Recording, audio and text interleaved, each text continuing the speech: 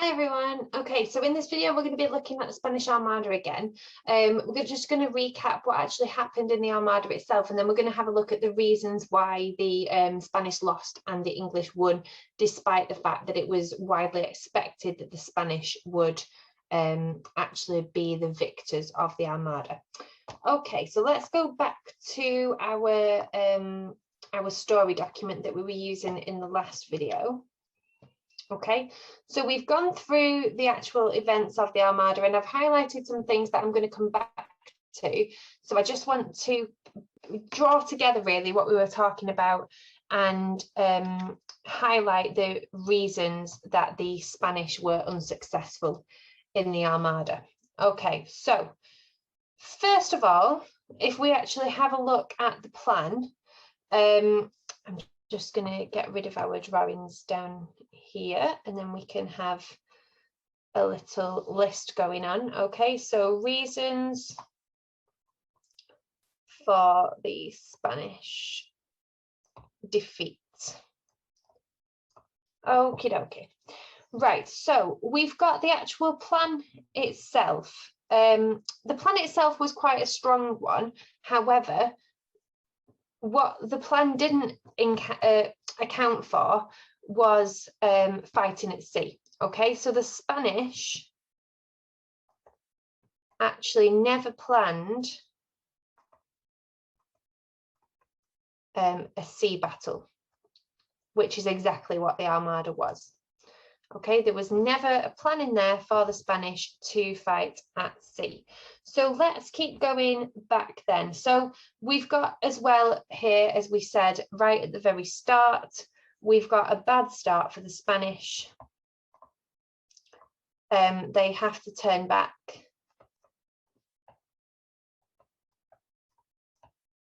Because they suffer damage and they lose supplies. Okay, so they start off on a bad foot, really.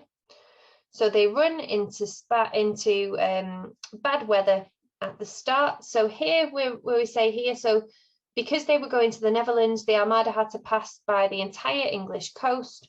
So they lose the element of surprise, because they have to pass the English coast. So that means that the English have time to start chasing them. Okay, they were never coming originally, remember. The plan wasn't for them to come and invade England immediately. It was for them to go and collect the 30,000 soldiers that the Duke of Parma had, and to do that, they had to go past England, not to it, but obviously the English didn't know that. The English didn't know the plan at this point, and they started chasing the Armada. Okay, now when they are chased by the English fleet, the English managed to drive them into dangerous water. Okay, so one of the other reasons that they are defeated is because the English know the waters so well, and the Dan Snow program that I was talking about in the last video goes into this in a lot of detail. It's really good, and he goes out in a boat and shows you all the different places that the battles were actually fought. So the English know the waters well and use this knowledge to their advantage. Okay, so that's a really, really big positive for the English there. So, again, a large part of the plan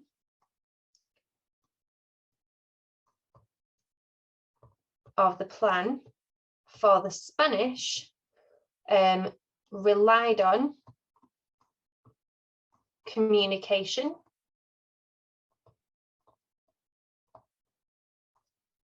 with the Duke of Parma, who was in the Netherlands. But unfortunately, this was impossible because, as we said, they were completely in the middle of the sea. So how on earth could he get a letter to them? Because remember, we've no Wi-Fi, especially in the middle of the sea. There's no Wi-Fi, there's no telephones. The only way to communicate with another, with anybody at this time is via a letter.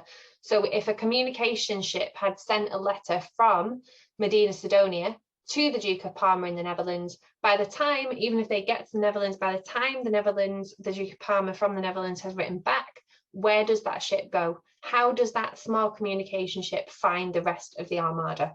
Okay, it's just impossible for them to have any communication, and that really isn't something that Philip had taken into account. Okay, so another reason then, if we go back to what we've just said about that, is Medina Sidonia, who is in charge of the Spanish, has no experience commanding a navy. Okay, there was a man underneath him called Recalde, who was experienced. However, Medina Sidonia just didn't listen to him. Okay, and he actually may have had a better outcome than Medina Sidonia did, but Medina Sidonia didn't really pay him any attention, and therefore they were not very successful in their battle plans. Okay, if we move on then to the actual ships. So as it says here, they've got poorly designed guns.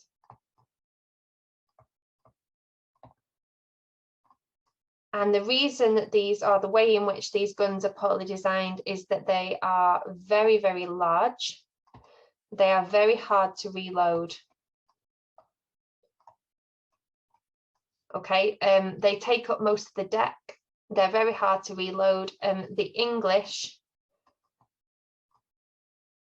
actually have more modern guns, and they actually fire on the Spanish from further away, so they've got a larger range as well. Okay, the Spanish have quite outdated battle plans. The way that the Spanish fought in this time was they tried to board ships using grappling hooks. So if you imagine kind of like a fishing hook, but it had three bits on it. So it's a hook, and then it's got three other hooks, and they would try and draw the ships in as close as they could to them, and then they would throw the grappling hooks over all at once. You might have seen it in films, and then they would pull the ship towards them, then they would board it, and they would have hand-to-hand combat. So even though they weren't ready for fighting on these ships, that is the way in which they would have used it, and they're medieval tactics really. Now, because the English have got better guns, they can fire on the Spanish ships from further away, and what that means is the Spanish don't have the chance to bring them closer and to actually get the grappling hooks on. So the English can do a lot more damage from a lot further away. Okay, so in the end, what actually does the Spanish in is the weather. Okay, they are very unlucky. The wind favours the English, and in the end, as it says here, it was the weather that finally destroyed the Armada. They have run out of food that they can actually eat because the food is rotten. They don't have any maps, they don't know where they are, and they lose the majority of their ships. Okay, they suffer 20,000 losses during this time, so they do lose a lot of men. So there are a lot of reasons, and some of it was down to luck, some of it was down to poor planning, some of it was down to the fact that the English did have better fighting technique at this time. However, even though the English were victorious, the English soldiers didn't come out of this as well as you might think. So, here, just before I go into that bit, are the links that I said in the last video that I put on. So the first one is the Lucy Worsley video. The second one is Elizabeth's speech at Tilbury, and the third one is the Dan Snow one, the 12 Days to Save England. They are all worth watching if you are interested in the Armada. So, even though over 20,000 Spanish sailors and soldiers were killed throughout the whole campaign, the English lost no ships and only 100 men in battle. So that's an absolutely massive difference. So the Spanish have lost 20,000 and the English have only lost 100. So you can see that in the battle, the English have definitely fared better.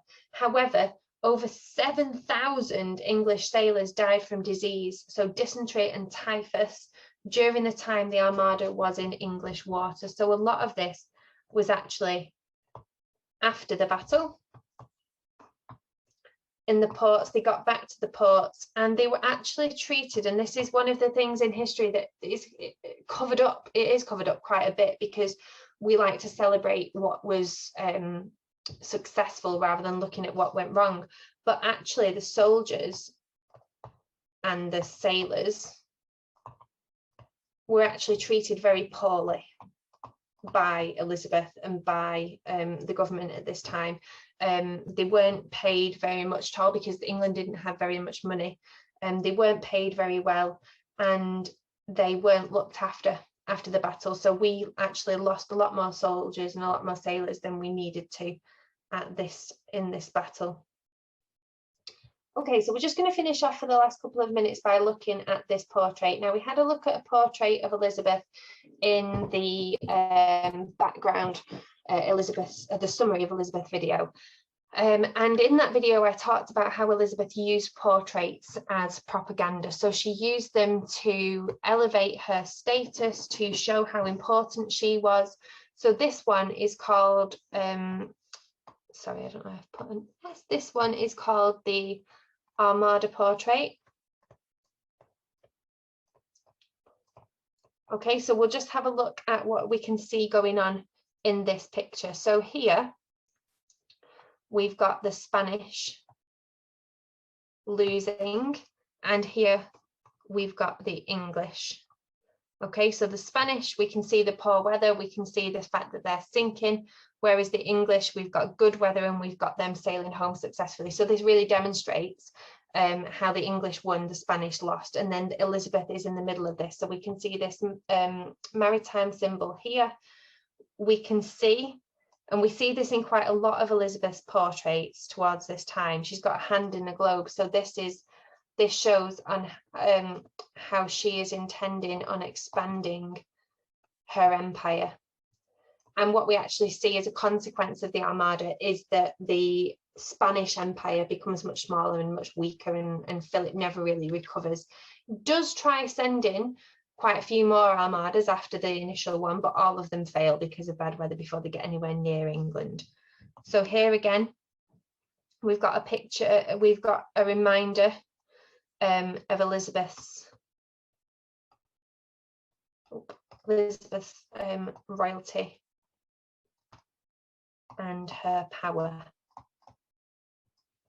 Okay, you could pick out loads and loads of things in this picture that just demonstrate, and it's just a reminder for everybody to have of how powerful Elizabeth is, and how this great Catholic Armada, which if you on paper, as we've seen, should have won. It was much more powerful in number, and it had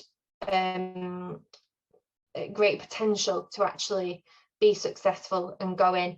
And as we've said already, one of the main consequences of the Armada, one of the main things that actually came out of it, was Elizabeth saw this as a victory for Protestantism.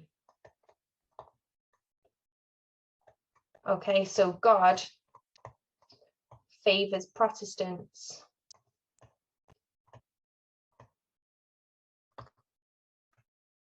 over Catholics. And that's one of the main consequences that she takes religiously to come out of this, that God has chosen her to rule, and therefore she can now expand her empire and her Protestant world. Okay, so there's a summary of how the Armada was lost by the Spanish. And again, if you want to recap, you can watch the previous video that goes through the actual events of the Armada. So I hope you've enjoyed that. If you want to delve any deeper into it, like I said, YouTube, do some reading about it. I've studied the Armada quite a lot recently, and I find it all just so interesting. So I hope you do too. I hope you've enjoyed learning a little bit more about it. Thank you for tuning in as ever, and hopefully I will see you on the next Elizabethan England video. Thanks everyone.